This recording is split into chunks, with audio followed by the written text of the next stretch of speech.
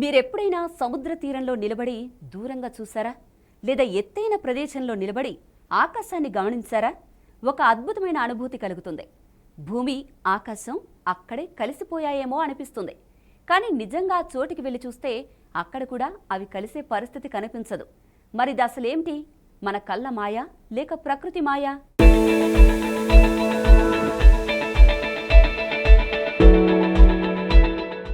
నిజానికి భూమి, ఆకాశం ఎప్పుడూ కలవు. కానీ మనకు కలిసినట్లుగా కనిపించే ఆ రేఖను సైన్స్లో హోరిజోన్ అంటారు. ఇది నిజమైన రేఖ కాదు, మన కంటికి కనిపించే ఒక భావన మాత్రమే. మనం ఎంత దూరం చూడగలమో ఆ దూరం చివరలో భూమి, ఆకాశం కలిసినట్లుగా కనిపిస్తుంది. అందుకే మీరు ముందుకు వెళితే ఆ హోరిజోన్ కూడా మీతో పాటు ముందుకు వెళ్తూనే ఉంటుంది.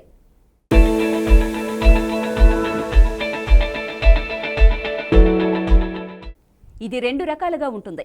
మొదటిది లోకల్ హోరిజోన్, అంటే మనం రోజు ఇంటి పైనుంచి లేదా రోడ్డు పైనుంచి చూసే హోరిజోన్, భవనాల మీదుగా దూరంగా చూసినప్పుడు కనిపించే అదే రేఖ. రెండోది నాటికల్ హోరిజోన్. ఇది సముద్ర తీరంలో స్పష్టంగా కనిపిస్తుంది. సముద్రం, ఆకాశం కలిసినట్లు కనిపించే ఆ లైన్ అదే. ఇక్కడ ఇంకో ఆసక్తికరమైన విషయం ఉంది. హోరిజోన్ దూరం ఫిక్స్ కాదు.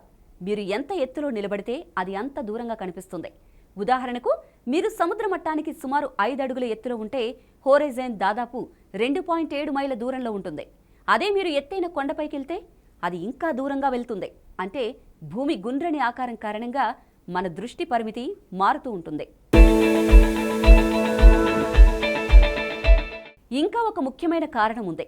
అది ఆప్టికల్ ఇల్యూజన్, అంటే లేనిది ఉన్నట్లుగా కనిపించడం. ఉదాహరణకు, ఎండలో దూరంగా నీరున్నట్లు కనిపించే ఎండమావులు నిజానికి అవి నీరు కాదు. అలాగే భూమి, ఆకాశం కలిసినట్లు కనిపించడం కూడా మన కంటి మరియు వాతావరణ పరిస్థితుల కలయిక వల్లే జరుగుతుంది.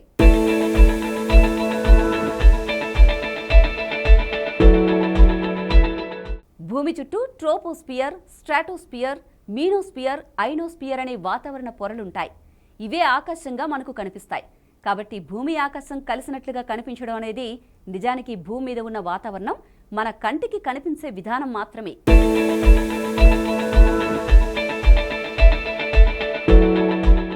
చివరిగా ఒక్క విషయం గుర్తుంచుకోండి. మనం చూస్తున్న ప్రతిదీ నిజం కాదు.